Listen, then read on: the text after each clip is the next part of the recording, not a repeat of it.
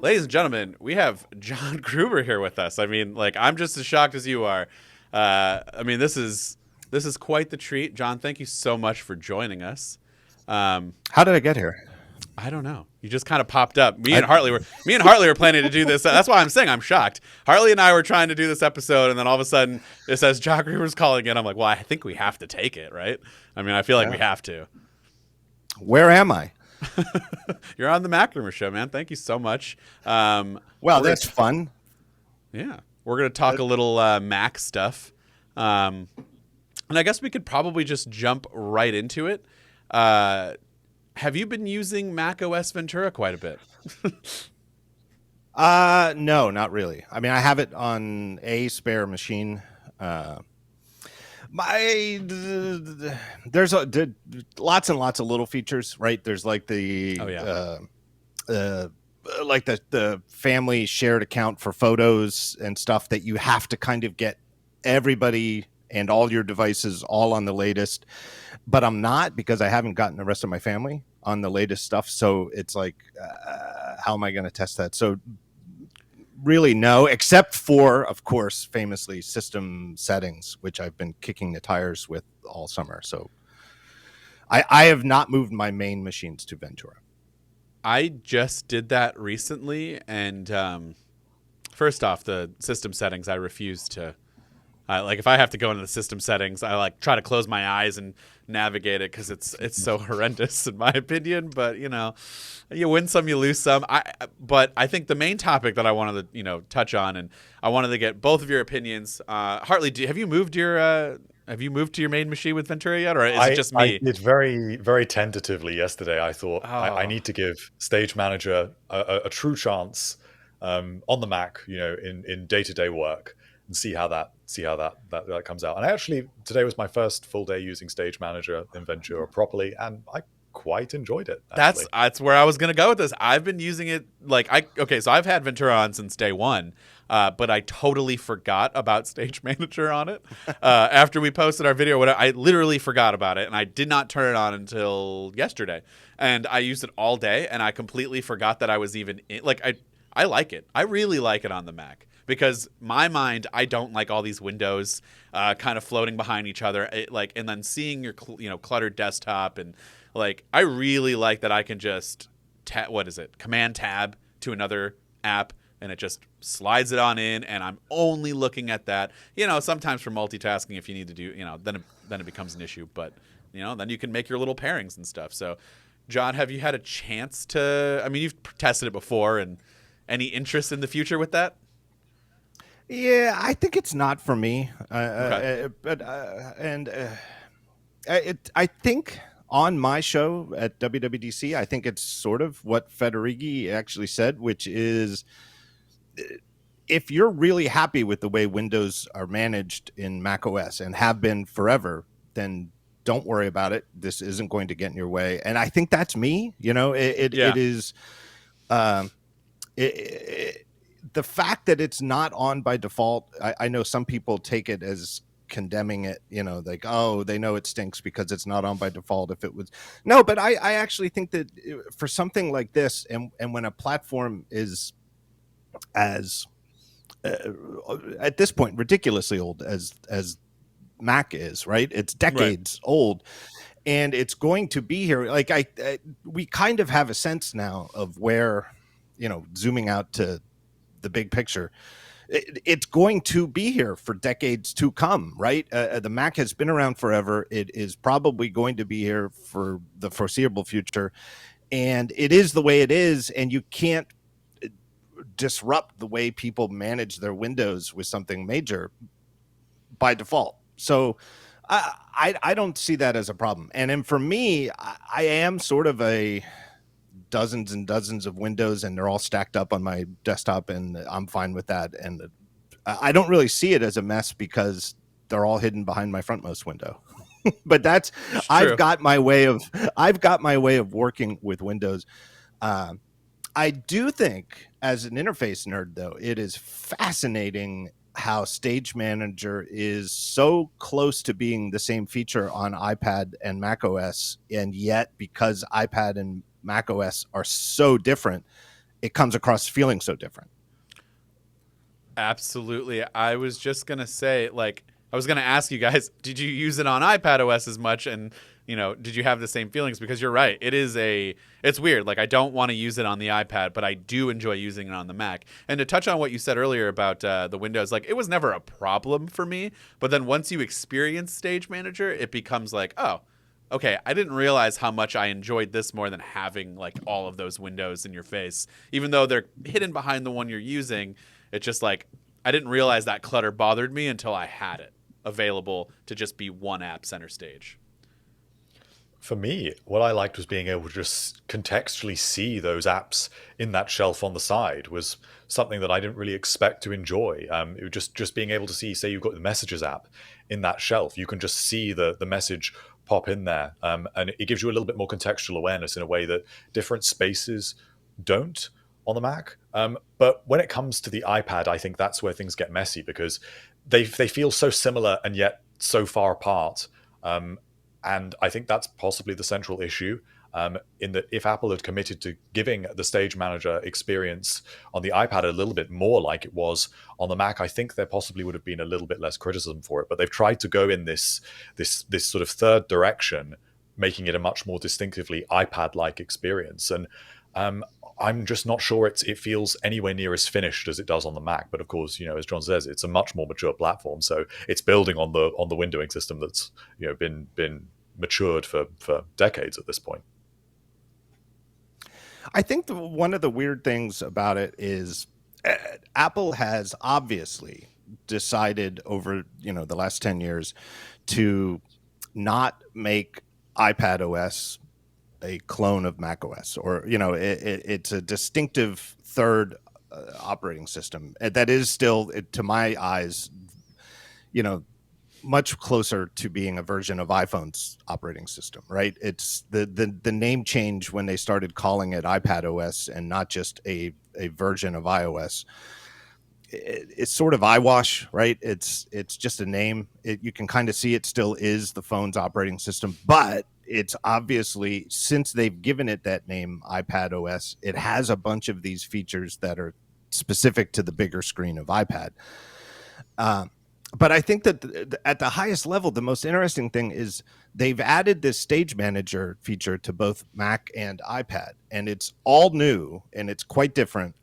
And the one thing they didn't do for iPad is the one thing that most people think they want, which is just give us red, yellow, green buttons, right? Just give us close buttons on the windows. Right. You know, I just want to move this window around, and then when I want to close it, just give me a red button to close it. And we still don't have basic window controls on iPad. Like, they really want to sort of forge this interface where to me the most damning thing about it on iPad OS is that we don't know what to call these things on screen. We call them, are they windows, but you can't close them and you can't quite size them just the way you want. You kind of have to take certain preset sizes for the windows, and it's all a bit more fiddly than if they just did the most obvious thing, which is just, when you're in this mode, just make them like Mac windows with red, yellow, green buttons, and let me size them and position them wherever I want them. I'm not saying that's the right idea. They're, you know, I'm sure they've considered it, but it is interesting that they haven't done that, which seems more obvious, and instead have implemented a much more complicated system across both platforms, Stage Manager, you know, for better or for worse at this point in November 2022. So, okay, as a UI designer here, you know, let's put on that hat for a second. What would you change about Stage Manager if you could? Like, what's the one thing? No matter how big or small, to make it more useful for you at least. I might be the wrong person and which platform? On both. Let's start with the Mac. But then, you know, if there's nothing for Mac, you can move on to iPad. That's fine. But man, you're putting me on the spot here, and I feel like I should have a good answer for this. But I honestly don't know. I don't know how to answer that question. Okay. I kind of feel. I guess I kind of. This is not a good answer to your question. I kind of wish it did less automatically and let me arrange things together into stacks more manually. Yeah. But that's much easier said than done. I get it that it's the automatic part that keeps it from becoming a mess, right? Like if I say what I want to do is manage the stacks in Stage Manager manually, all of a sudden I'm just recreating the regular mode of macOS. So, long bad answer to your question. I kind of want it to be more like the regular windowing mode. I think that's most people's ultimate takeaway, really. I mean, I know there's some people that absolutely love Stage Manager, but everyone, I think, that at least most of the noise around Stage Manager is just, why didn't you just give us a more conventional system of windowing? And I do understand why they haven't, because it is so important that the iPad is not just the Mac. But it's just interesting that Apple must have been wrestling with this problem. And it was severe enough to delay iPadOS, right? I mean, they had that extra time to work on Ventura, as they always do, for the Mac. But Stage Manager in the initial betas of Ventura was pretty solid.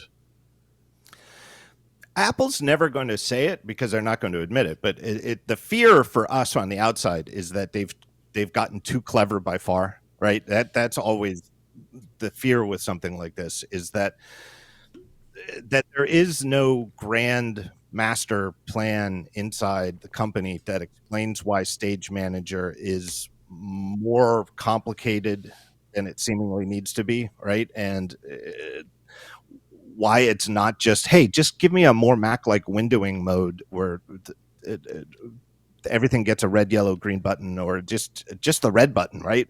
I just want to close a window sometimes. Right. And is it that that idea is too facile, that it's too simplistic, and like we're not seeing through all of the ways that would actually be undesirable, and like, oh, you have no idea, it sounds so simple, but actually, and then you you get like Craig Federighi up to a whiteboard and personally, and he could explain to you, oh, and here's 17 reasons why that's actually a much more complicated idea than it seems. Oh, interesting. Yeah. And then you have to do this, you have to do that, you have to handle this case. I don't know. But I always think back to like the original iPhone, the first version of iOS. And what is the home screen? What is it? It is just a grid of icons, and you tap one to launch it. Here's the calculator. You just tap it and it opens a calculator, or you hit a home button and you go back to it, and here's your mail app, and tap mail and it opens mail. And it is the simplest metaphor. It's just a 4 in a row grid of icons, and it's so humble, right? And in a way, and I think that they were so smart to do it that way, but it's so much was impressive about the iPhone that they didn't have to impress us with how clever the overall metaphor for the fundamental aspect of using the operating system, the home screen. They could do the simplest thing possible. Something that, quite frankly, it's pretty much like a Palm Pilot from a decade earlier, right? It's just a grid of icons. One tap opens the app. That's it. And I just worry that with something like Stage Manager, that they've gotten too caught up in trying to impress with cleverness of the idea, as opposed to just doing the brain dead simple thing and let it be. I don't know though. I don't want to, because I bet there are those dozens of reasons why what seemingly is more simple actually wouldn't work. So I don't know. No, I think that explains the core issue, really. And I think that also speaks to the larger issue that Apple has had with iPadOS for some time, because although we did have these other systems of multitasking like split view and slide over before, they were also far from perfect. I think they also had quite a significant learning curve, and the system of gestures, and the way we talked about it in the last episode with Federico Vitici, that you're bringing over slide over windows when you don't mean to, and it's not it doesn't have that simplicity that actually is at the core of what makes the iPhone and the iPad experience so accessible. And I suppose that would be probably the best bit of advice that Apple could take right now, which is try and come up with a simpler method. If it must be iPad specific, it's got to kind of embrace those simpler origins, I would say. Yeah, I had Federico on my podcast recently. He's in demand because all this iPad stuff is coming, hot commodity. And I think I'll just steal it. I don't know. It might have been his observation. I'll take credit for it here. Don't tell Federico. But I think the most damning thing about the overall state of iPad OS with Stage Manager, in addition to split view and everything else that's been built up over a decade, is, would you want to explain how this works to somebody who is not a power user? Let's just, let's just say somebody who's never heard of MacRumors or Daring Fireball, just a typical, but is in the Apple Store, like thousands and thousands of other people out there, just a normal user. Would you like to explain to those people exactly when they should use split view and when they should use Stage Manager and what the difference is and why they're two different modes? I personally would rather not be the one to explain that. I mean, it just sounds like trying to, explain something to your parents. Like, it's just, they're going to look at you and be like, why do I need to do, why do I need this at all, really? And that's really the question is, for me here, I sit here all the time and I think I would just prefer if they made the iPad come with macOS. And I know that that's a very simple thing for me to say, but like you said, it's probably incredibly hard for them to, make that actually happen and make it functionally and good. But in my mind, I'm like, nah, it just seems easy. Like, let's just make it macOS on an iPad, and if you want to go over into a more simple view where you kind of slide into like a tablet mode, kind of like what Windows does, where they have a quote unquote tablet mode and then just your regular Windows 11, let's do that. But I don't design these things for a reason, and so I'm sure there's a way, but it's just weird how the same feature fundamentally on just two different machines, one's a much better experience to someone and it's just not on an iPad. I don't know. The whole thing has been weird. So, well, I don't know. I just keep coming back to the fact. I just keep coming back to the fact that people have been saying, "I wish that iPad OS was more like Mac OS." At least when I'm in a laptop configuration, and now they've done it, but only by adding this new thing, as opposed to making it more like the way the standard mode. That to me is just a little frustrating. Like they just keep toying the line of it, and it's just either you commit to it or you don't. They were I don't know if they came out and were publicly we're not putting a mouse on this. You're not going to have mouse. But for a while, we all just kind of thought that's not going to happen. You're not going to, it's an accessibility feature. And then people were like, well, we kind of like this. We're turning it on, even though we're not necessarily aimed for that specific feature for that audience who needs it for the accessibility.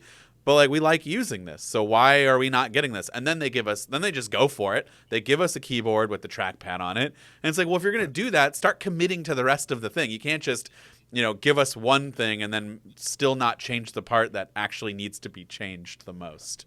So that's my frustration. And they were still able to do that in an iPad specific way, right? When they did bring the trackpad to the iPad, the way that a cursor operates on the iPad, the way it takes on the shape of different buttons, it is an iPad specific experience. So it is still possible to deliver that, I think. And I don't know that I necessarily love that, by the way.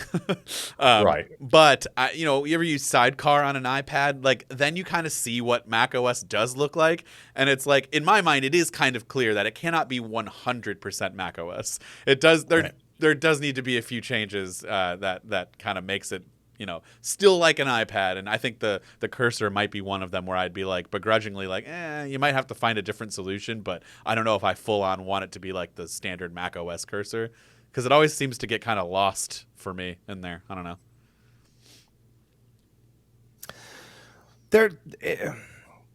I guess the other thing we keep coming back to, everybody, is even with a company as with as many resources as Apple and as few platforms overall, right? And it's, I'm sure some people at Apple are laughing at the idea that they have too few platforms, but it's not that many, right? They've got the phone, they've got the iPad, they've got the Mac, they've got TV, they've got the watch.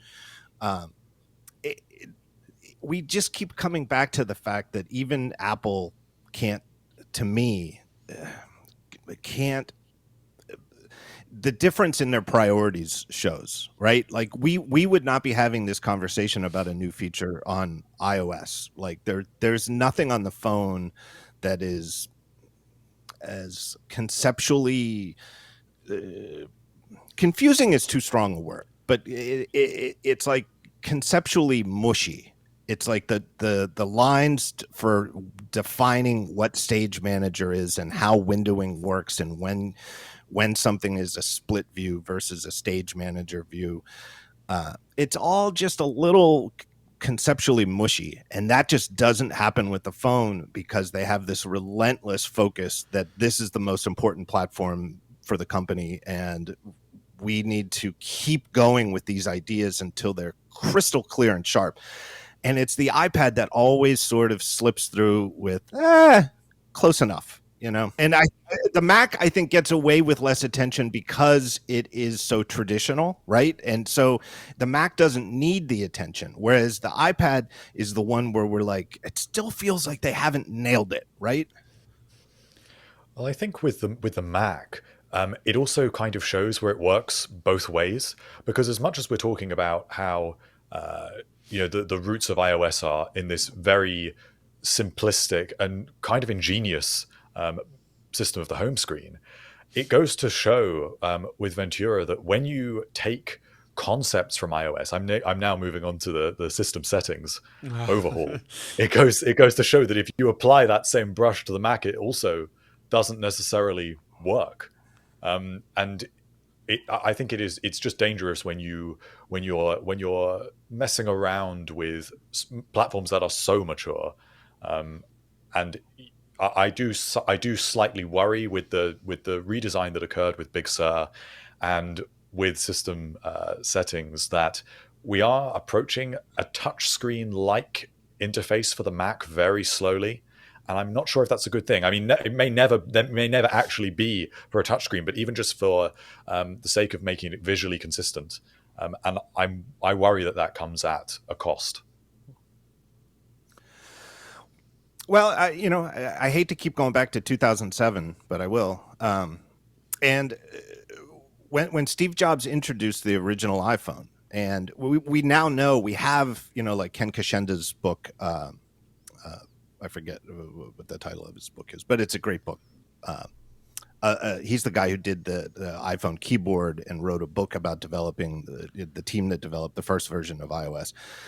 They started with the Mac, right? And they had the Cocoa frameworks and they had all this, and they wiped the slate clean. And as opposed to, and I know it sounds comical at this point to look back at it, but at the time it was an actual credible operating system. But Windows Mobile had like a start menu down in the lower right corner. Like they literally just took Windows, Windows 2000 or and made it the size of a phone screen and gave it some up, down, left, right actions. And it for all the reasons and everything, the buttons didn't look the same on the iPhone. Everything sort of had its own look, and it was all optimized for the big fat fingertips that we have, right? And as opposed to these pixel precise mouse cursors, right? Like the arrow mouse cursor comes to a single pixel point, and that's the point that the system registers. You get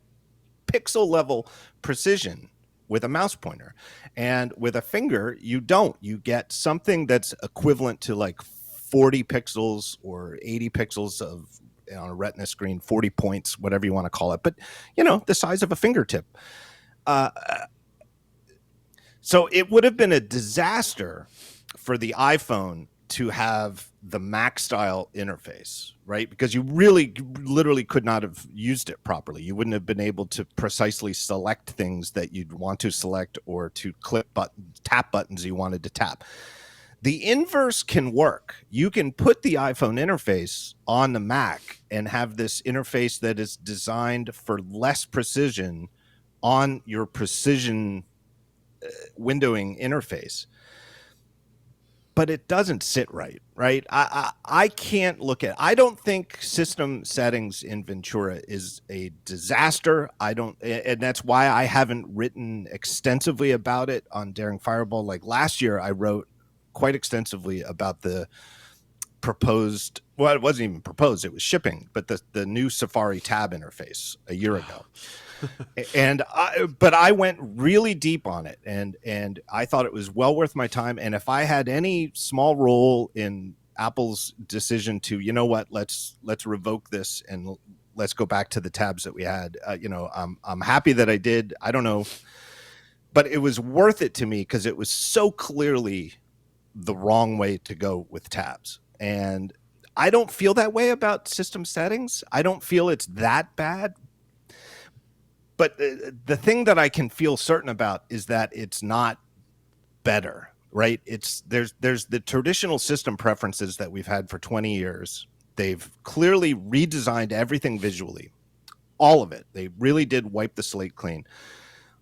There's things that I like, there's things I don't like, but I don't think anybody can look at it and say this is a clear win. Boy, this is really the reset to the settings or preferences system-wide on Mac that we've been looking for 10 years. I just don't see it.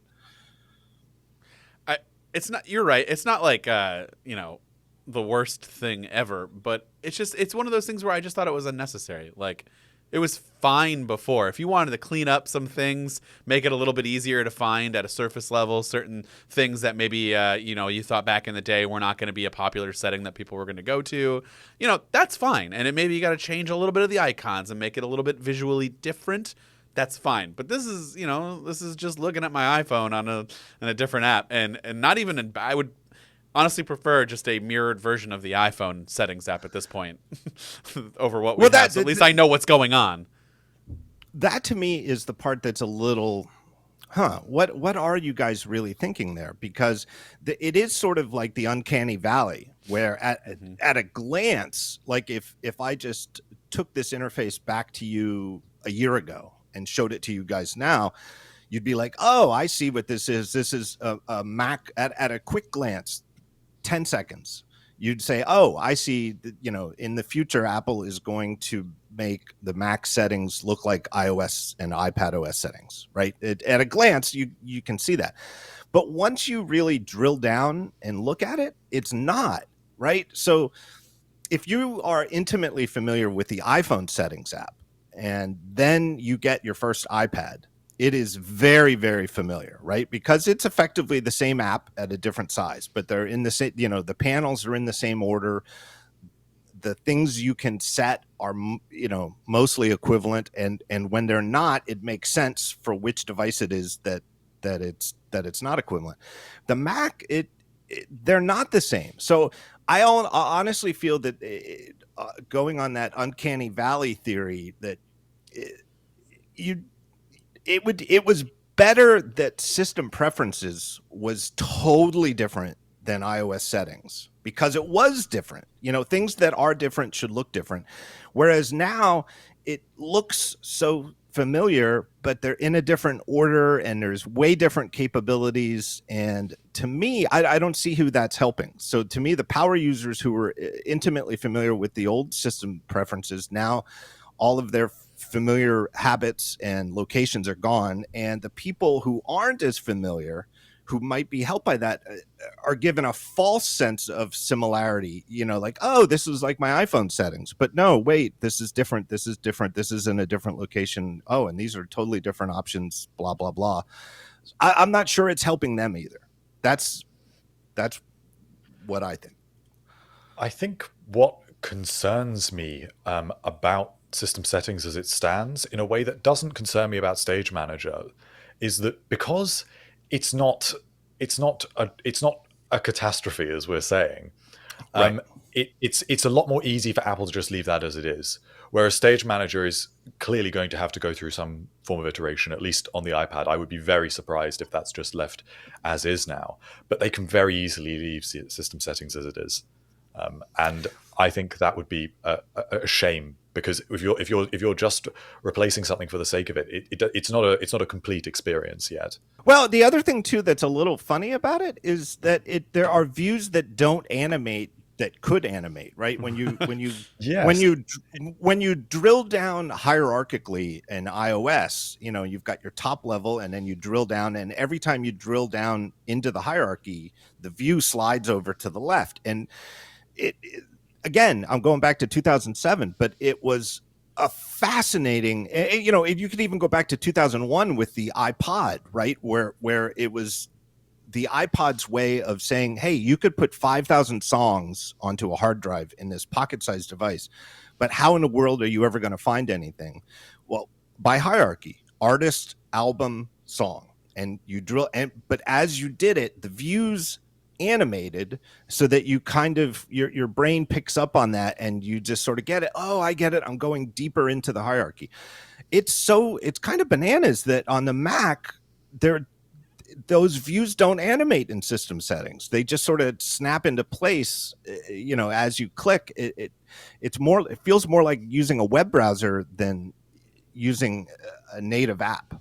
It's very strange that it doesn't animate, because you would think animation, that's the sort of thing that you could show off, and that Apple could say, oh, we did this because it looks so cool.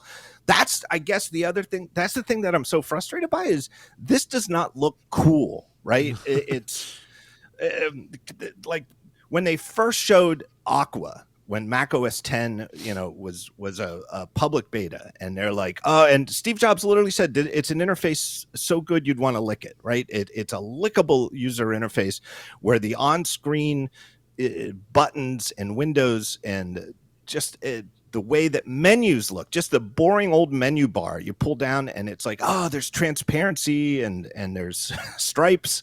It looks so cool. It looks fancy. It looks like, lots and lots of effort went into just making it look cool. And you can argue as a reasonable person, you could say, well, I don't know if I want my computer company spending all this time just making something look cool, right? But that's sort of what draws people to Apple products, is that they do want stuff to look cool. And I don't know, system settings does not look cooler than system preferences did. It's, and even if it did, at least there'd be something that they could hang their hat on, and we could still be complaining about the nitty gritty details of certain of the panels in system settings. But at least somebody could say, yeah, but it looks so cool. But it doesn't look cool. The views don't even animate as you drill into the hierarchy. I think that makes perfect sense, and I think that I hadn't quite occurred to me what I wasn't enjoying about using it, because things were not where I expected them to be. But I think even if they were not where I expected them to be, I would have had fun using it psychologically if things had just animated in that hierarchical way. But instead, it sort of feels flat. It's almost like it feels like a half-baked Catalyst app, where when you used to use the home app in an older version of macOS, and it felt unresponsive. Yes. In a strange way. It kind of feels a bit like using one of those apps. It did when the home app first came to macOS. It honestly felt like, hey, did somebody at Apple ship this by mistake? Is this like a Xcode setting, and they sent the iPad version to the Mac App Store? I mean, it was very brittle feeling. Yeah, flat. You said flat. I agree with that. And it's almost like it feels like a mock-up, right? Like somebody who's proposed redesign of system settings, and they didn't want to spend the time to fully make it. So it's sort of like, oh, here's a bunch of Keynote slides that show you what the interface would look like, except even Keynote has animations, right? It might actually animate more if it was a design mock-up made in Keynote or some other prototyping tool.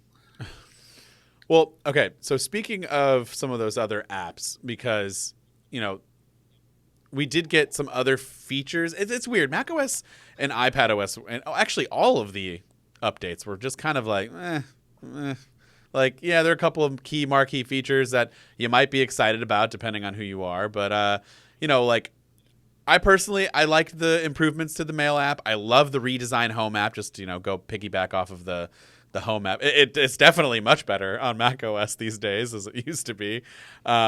Is there anything, continuity camera, FaceTime handoff, the clock and weather apps, anything that, kind of catches your eyes there that you're like, I'm excited to use this once I get it going on my machine? The continuity camera one is really interesting to me, because the difference between an iPhone camera and everything else is it's just so profound, right? The leap in quality is amazing, but the problem is, have you tried like the Belkin dongle, whatever they call it, the magnetic? I forget what the name of the product is, but I haven't written about it yet, but I should. I have to say I have to give it a thumbs down because the instructions are very clear that you should keep your laptop or it's like the Belkin continuity camera for Apple notebooks or something like that. Yeah. Is the name of the product. And they show you in the directions that your Apple notebook should be at a right angle. In other words, the keyboard is perfectly flat and then the screen is at a 90-degree angle. Nobody uses their laptop like that. No, you can't. It's pointed at like your sternum. Right. It's even if you have like a standing desk or you work at like a bar height, you still don't angle your screen like that. It is a very unnatural position. But if you position your MacBook so that the continuity camera can actually see your face, it literally does fall over. I had that same issue. I do want to see. I don't think Belkin's come out with the one for the Studio Display or the Pro Display XDR yet, which is actually the device where I'm more interested in using it because I have a Studio Display at my desk. Yeah, and I would much prefer to just put an old iPhone, just keep an old iPhone attached to the top, than use the built-in, more or less mediocre at best, built-in Studio Display camera. And then I don't think the angle would be such an issue. But one thing we all know, though, is that most people use laptops. Laptops are by far and away the most prevalent, form factor for people's Macs and Mac and Windows users. And I don't know. It's like they haven't solved they've added this amazing technology, and it really is seamless. It is super easy to set up. It is not fiddly. It is really, really convenient to use, except that you have to prop your MacBook at this unnatural angle. Yeah. I think or put it on a stack of phone books or something. I don't know. I definitely think the number one seller between those two, and I didn't realize that there was two different ones, and like one's not of it. So when I got this, I didn't look at the name. I'm like, yeah, this is gonna be great. I'm looking at my Studio or my Pro Display XDR, and I'm like, how am I supposed to fit this? And then I go back and look at the box, and I'm like, oh yeah, this is not for that. Like, that's cool. So I was very disappointed in it, but that's because not continuity camera, because like you said, it is fantastic of a feature. Although desk view, not as cool as Apple made it seem to be, at least with a MacBook. Now, I really want to see how it works with, another monitor, something up higher. Then I think you're really, you really have something there, just guessing. But like with a MacBook, there's not enough height to be able to see. I'm looking at my stomach when I'm looking. I'm like, no one wants to see this. So what am I doing here?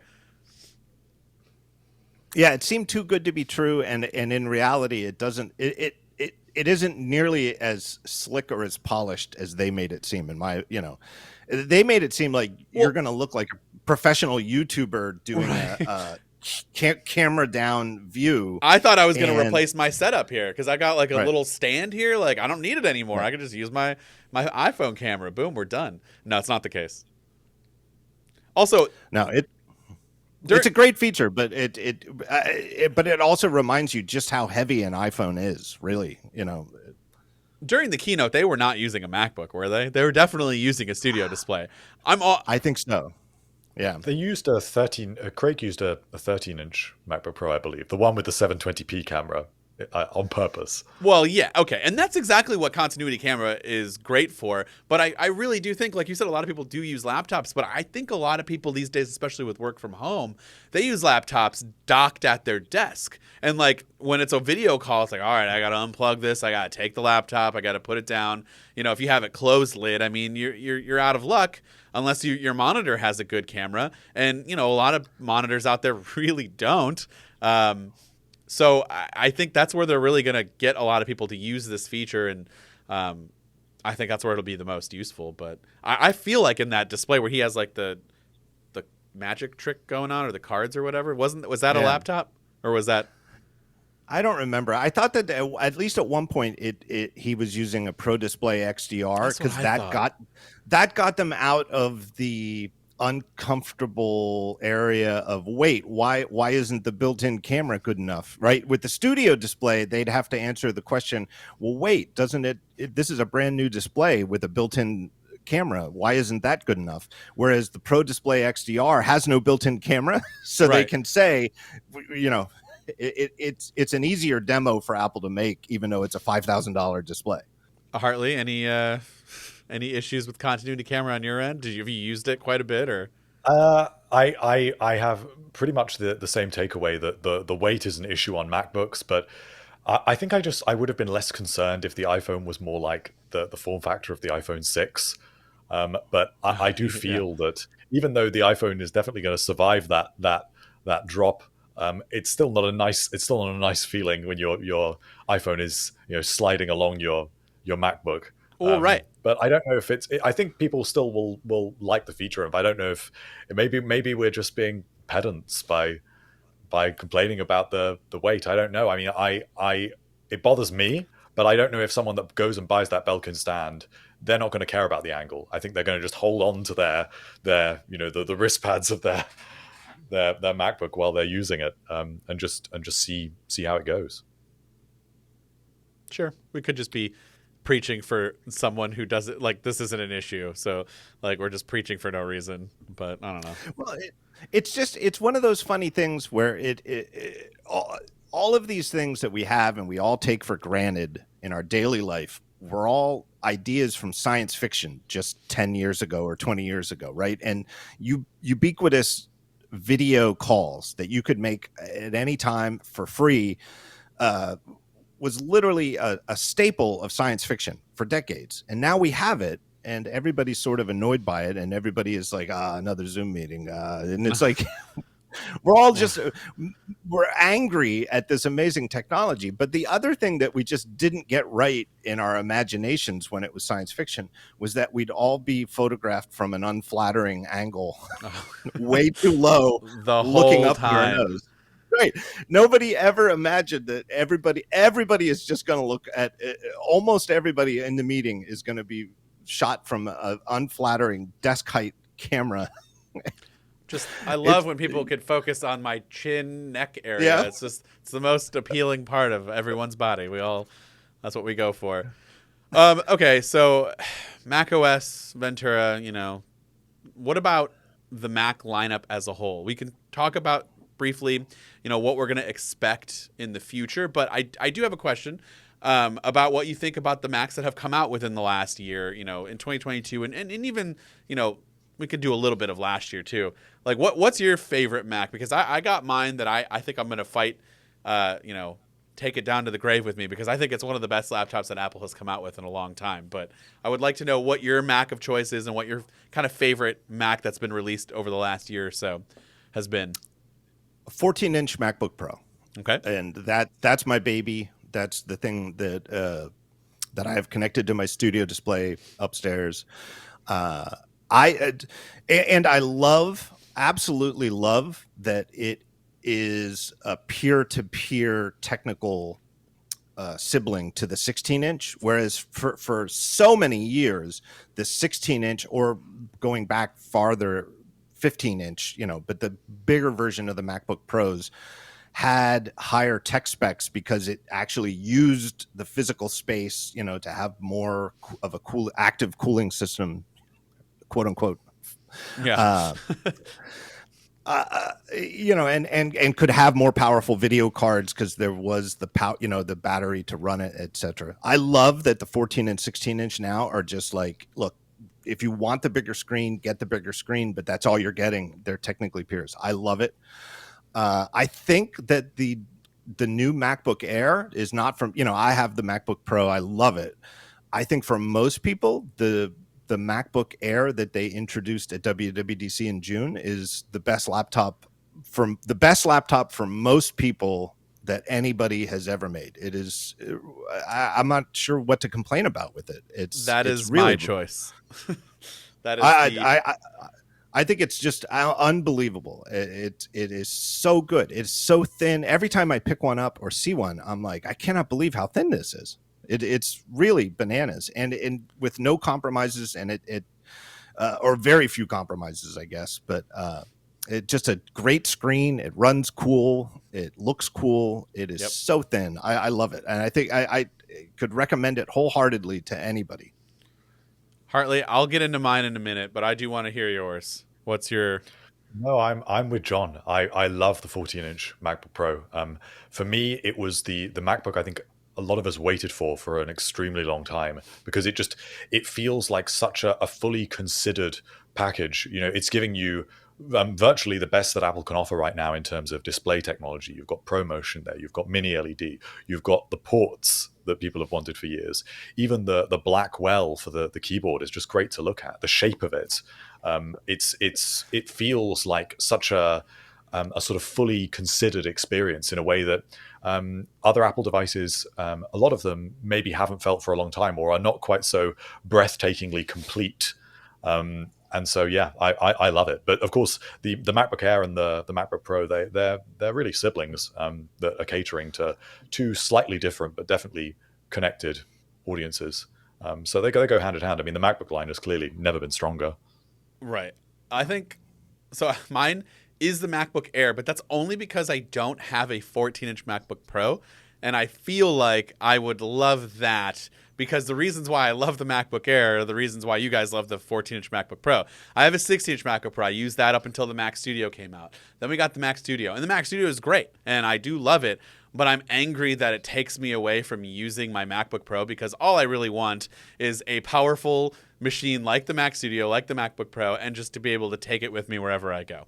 And that's what the 14-inch MacBook Pro is. And I have the 16-inch, and I've realized that traveling with that, after traveling with the M2 MacBook Air, which was more than capable of being able to edit the videos that I do and handle all the work that I did. Now, granted, I've used two versions of that. I used the base model and then one with the maxed out RAM. And it's very important that you beef up the RAM quite a bit, because I had two different opinions on it. It was like, yeah, this is fine, but I probably couldn't use it on a daily basis. And then I got one with the beefed up RAM, and I'm like, oh no, this actually works really well. With a little bit more storage in it too.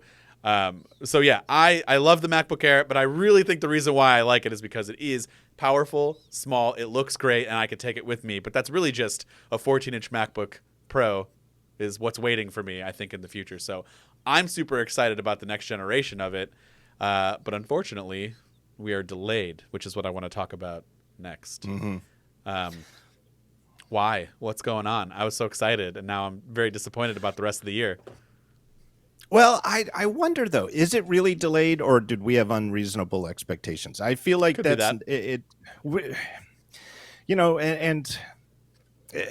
only so much that we can rely on Mark Gurman for, right? Single-handedly. I mean, and he's doing terrific work. He's obviously, he could be better. He could be better. Come on, Mark.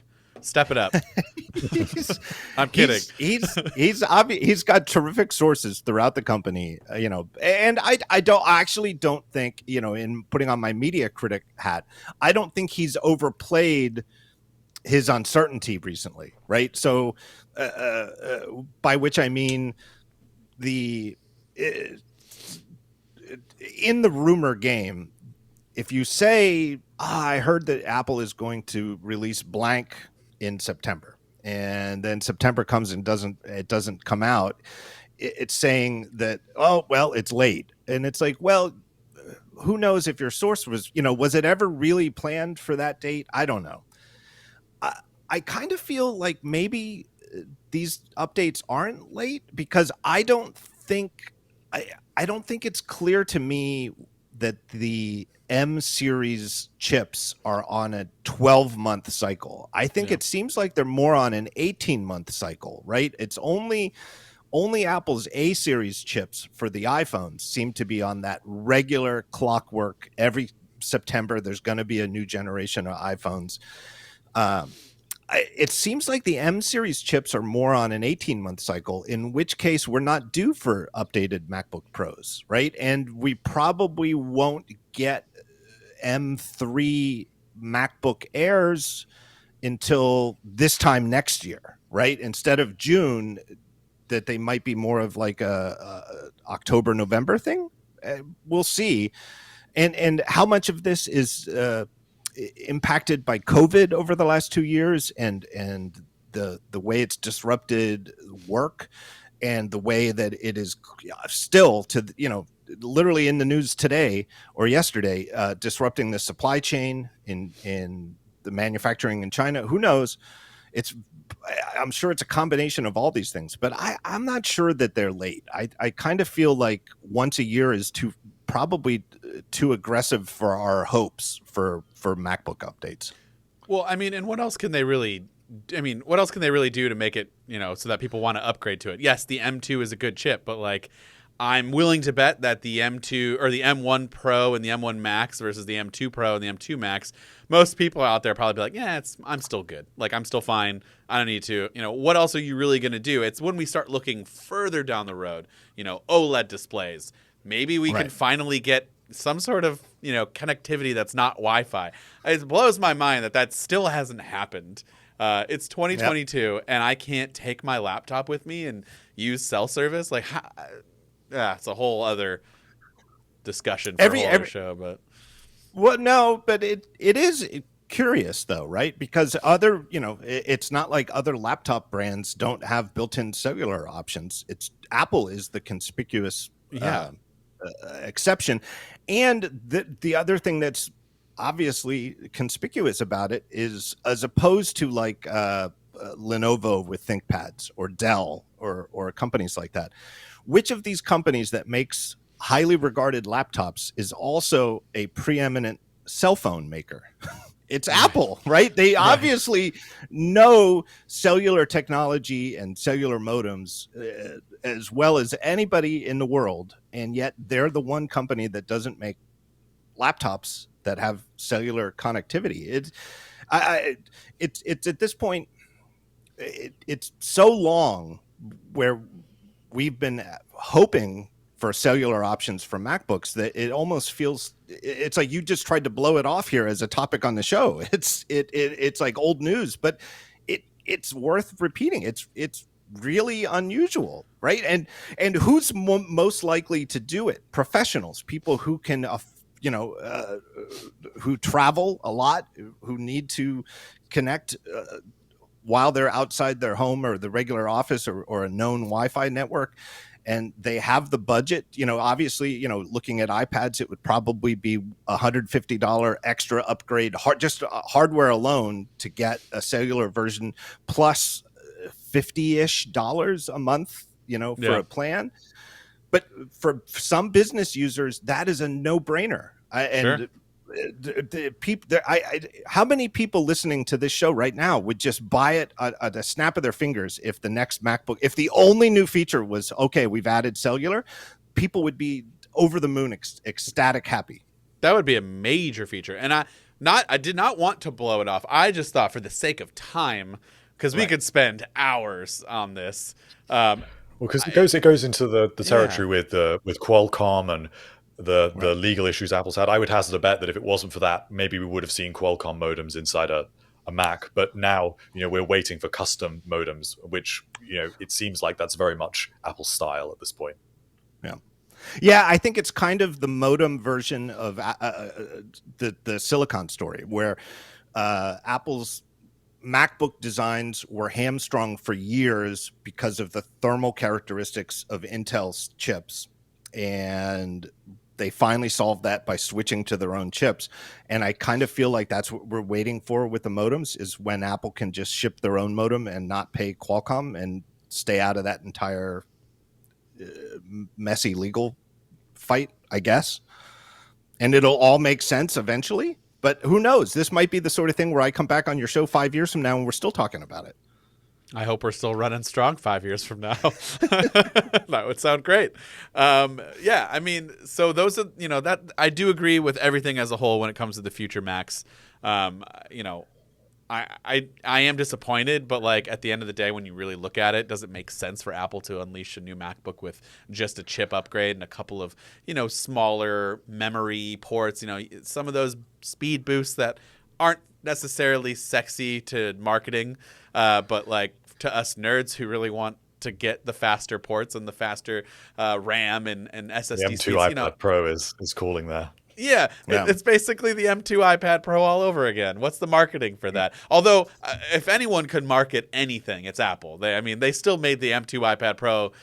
I feel like most of the things they showed off in that video were like things that you could still do on an iPad now. And I'm like, man, I'm looking forward to my new M2 iPad Pro. For what? Just because the commercial was cool. What do you think they're going to do with the iMac? Do you think they're going to stick with just the 24-inch as the one true iMac size, or do you think there is a 27 or 30-inch iMac in the works for the M2 or M3? Because I think I could see it going either way. I honestly don't know which way to predict. I think that it's more unlikely that we will see that device. And I think that is because the Mac Studio makes more sense for that demographic of customers. And to engineer a whole different thermal architecture, a whole different chassis, they can slap the same display on it of whatever next generation monitor they do, but the whole of the rest of the device has to be fundamentally different. The proportion of customers that will actually buy that device relative to the proportion that will buy a Mac Studio or a Mac Pro has got to be negligible. Just because it doesn't have that modular nature. The iMac Pro came out at a strange time before the 2019 Mac Pro. So there was kind of a use for that in that middle ground territory. But now I sort of wonder, there doesn't really seem to be a good place in the lineup. Part of me likes the idea of a pro and non-pro version of each product, but I think that an iMac Pro is the one right now that does not make a whole lot of sense, especially when we get a more interesting monitor with ProMotion and mini LED later down the line. I think I would just settle for just a larger version of the 24-inch iMac. Like, let's just do a 27 or a 32. Like, I'd be fine with that. Yeah, or, that would sort of alleviate a lot of the complaints, right? And is there an argument that 24 inches fits in certain desktop cramped scenarios where 27 or 30 would be too big? I don't know. It's hard to. I kind of feel like if there's only going to be one size, if it was a little bigger, it would be more palatable. That you can get a big enough. But on the other hand, whenever I do look at the iMac, like if I'm going through the Apple Store, it always does surprise me that it's like, wow, that is a really nice looking computer. And it, if you're not comparing it side by side to a 32-inch Pro Display XDR, the display looks terrific. So I don't know. I do think the Macs.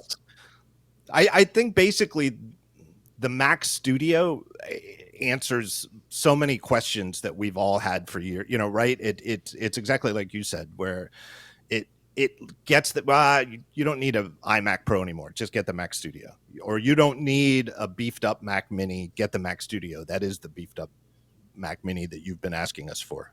I think it could make sense to offer that larger display size just with an M2 and even an M2 Pro option, because from what we are aware of, it would make sense that Apple will be offering a larger MacBook Air at some point in the next year, and that device could come with M2 and M2 Pro sitting alongside the existing MacBook Air. So we could see fragmentation coming in terms of display sizes, much like we see with the MacBook Pro, but on other devices like the iMac and MacBook Air, which to me would fit in really nicely and feel a little bit more secure than an iMac Pro would be in the lineup.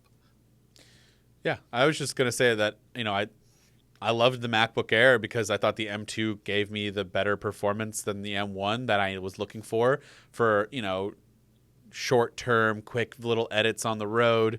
I even did projects that were pretty much in line with what I normally worked on, and it was fine. And if I could get that in a 27-inch iMac with an M2 chip, and maybe beef up the RAM a little bit just because, and get the storage up there, I feel like a lot of people who do like they're teetering on the line of pro and not pro, like they could totally get away with that.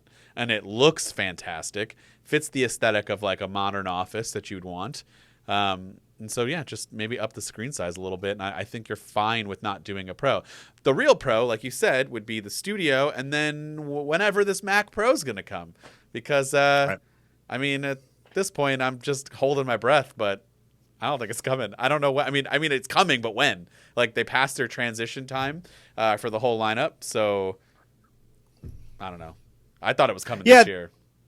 Yeah.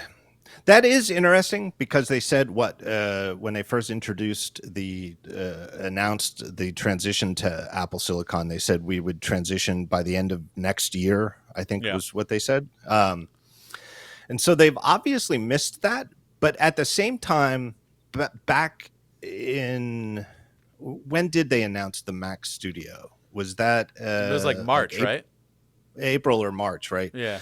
Or May. And extremely conspicuously, I would say one of the most unusual little comments in an Apple product introduction ever was John Turnus explicitly saying, we've moved the whole Mac lineup to our architecture with one exception, the Mac Pro. And that's it. And now here we are. It's, 6-7 months later, and there's no word on it. But they did say that back in April, which they never do. They never talk about future products. Famously, the company it's the whole reason there's a room for MacRumors to exist, right? Because the rumors, we need them because they're so secretive about their future stuff. And he said, and we haven't forgotten about the Mac Pro. It's coming, but we don't, we have no details to tell you about it. I guess my guess is it's going to be, like some kind of thing like an M2. Who knows what? They're running out of adjectives, right? Ultra, extreme. Harley, what is it supposed to be? Well, Mark Gurman has tentatively suggested it could be extreme. But he did. It's worth saying that he did say tentatively Pro and Max and Ultra. So no way. Let's go extreme with these. With this chip name. But some kind of thing that is like, the M1 Max, but 4 of them together or 8 of them together. Who knows how they're going to do it? I presume it's going to be absolutely wild in terms of how much multi-processing it's capable of in terms of CPU, GPU, the machine learning. It's going to be wild, but I would also guess it is going to have a wild price tag. And isn't going to be the sort of thing. It's funny, to have effectively, for me, aged out of being able to actually take advantage of a cutting edge computer, right? Like when I was younger, there was no computer on the planet that I wouldn't have known what to do to stress it, right? Like, oh, I would like to play this game, or I'd like to, edit video, high resolution video, and that would max out any computer of the time. And at this point, I don't even know how to max out a laptop. My MacBook Pro is so powerful and it never breaks a sweat. So what in the world would I need a Mac Pro for? I know some people do, but it is, it's way out there in terms of their computing needs. It's like with the Mac Studio when we got the Ultra. Like, I don't need this. I'm only showing you what it's like and what it could do, but like I don't need this at all. It's great to have. I just hope they do the same thing with the Mac Pro that they did with the Studio, where they offered a lesser chip inside, because there's going to be some other advantages. We're hoping it still has that modularity and that customization available to it, to where we can kind of add a few things maybe. I don't really know what. I'm guessing it's going to have to be mostly relied on PCIe. So, like, don't overprice the one that most people don't need, but don't overprice the whole thing. Like, I was so shocked when they did the Studio, and they're like, oh, well, you can get this one for only $34.99. And I know people are like, only $34.99, but in reality, that's not bad when, you know, the Mac Pro started at, or the iMac Pro started at like $5,000, and the Mac Pro started at $6,000. Like, that's what I was expecting. And the fact that you didn't need to fork up that much more is good. So I don't know. Hartley, what were you going to say? Well, supposedly that's how it will work, is that you effectively Cool. get 2 chip options for each of Apple's Pro Macs. You will get It's a good move. the choice of the Ultra or the quote unquote Extreme with the Mac Pro. But the real question here, I think, that ties all of this together is what fabrication technology these chips will be made from. To go back to when we were talking about the next generation MacBook Pros and talking about how, are they really delayed, or is there something else going on with this timing? To me, the thing that screams out to me is what is happening with their chips, because the M2 is based on 5 nanometer, the A16 is based on 4 nanometer, which was quite unexpected. And we know that Apple has orders for 3 nanometer chips, which are entering mass production at the end of this year. And that's why it was kind of believable that there'd be new MacBook Pros at the end of this year. Will they have 3 nanometer? If it's not for the MacBook Pros, then what is it for? Is it for the Mac Pro? There's something going on with the timing and the nature of this chip technology. And that is what has the capacity to really separate the M2 Pro, M2 Max, and whatever this M2 Extreme or whatever it may be, these chips from what we have seen of Apple's silicon so far, which is strange, really, considering that M2 will continue to be on 5 nanometer. And in all likelihood, we are going to see some kind of fabrication technology bump in the immediate future. So, John, do you have any thoughts about how fabrication kind of plays into this at all? No, not really, except for the fact that it seems like the one thing that I feel confident about is that each generation of the A series presages the M series. So I can't see how the Mac would get 3 nanometer before there's an iPhone with an A17 that's on 3 nanometer. You know, that's I feel like we're always going to see the sort of iPhone version of the leading chip technology that they can make before we see it in an M series. Until we don't, you know, maybe at some point, maybe the Mac Pro, the needs are so dissimilar technically to a phone that would be the one that's sort of off on its own path, you know, and is not sort of based on an A series chip from the phone. But I don't think so. I think it's just sort of, they just keep, I always joke and say they're just gluing them back to each other, but they're just gluing a bunch of A16 chips on a board until there's enough of them to make you say, wow, that's super impressive. But it is weird too, though. I do wonder what it was back when they announced the app, to go back to when Tim Cook announced the move to Apple Silicon. What made them confident that they would finish by the end of 22? What is different between now and that WWDC? And I wouldn't be surprised if it is more or less down to chip manufacturing in terms of, you know, and that forecast easily could, you know, they could have known a long time ago, like, oh, the capability to produce these chips that we were expecting 2 or 3 years ago doesn't exist anymore. That's not the world in 2021 or 2022. Therefore, we have to change the plan.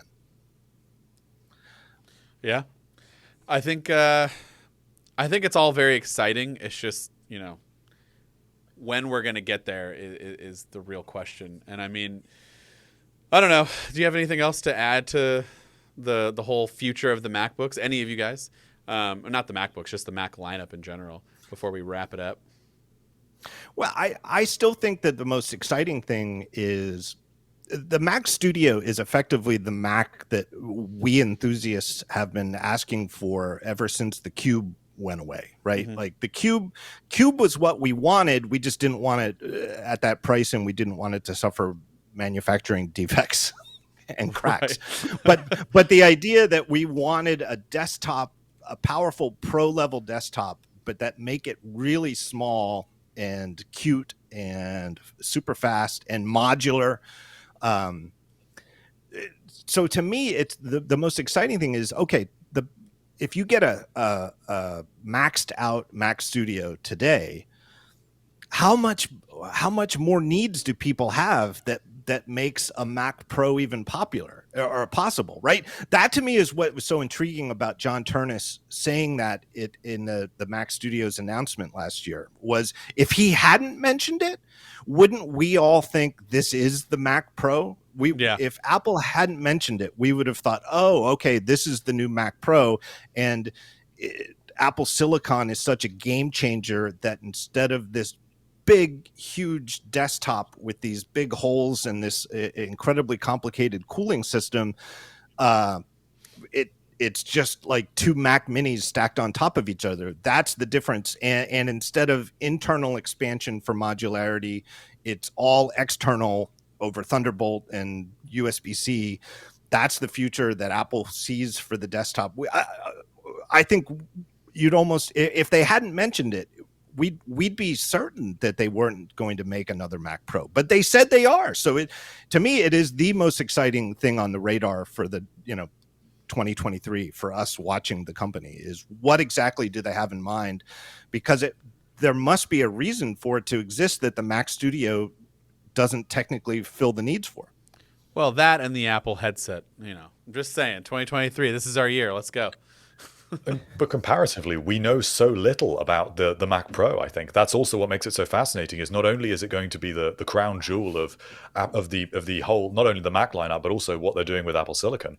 But there's so many questions about its design. It's like we were saying with modularity and PCIe. You're going to be able to upgrade the storage. It's unlikely you'll be able to upgrade the memory. Yeah, you can't. So there's so many questions around. Right.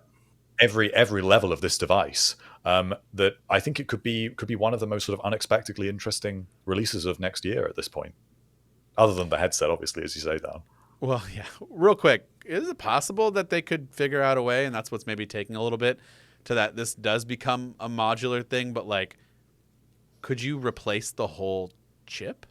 Like, could you upgrade to the next version? And you're just kind of now keeping like the whole body as a thing, and then like, okay, well the Ultra is not enough for me. I need to upgrade to the Extreme. Like, is there a way that we can do that, or is that pretty much not going to happen?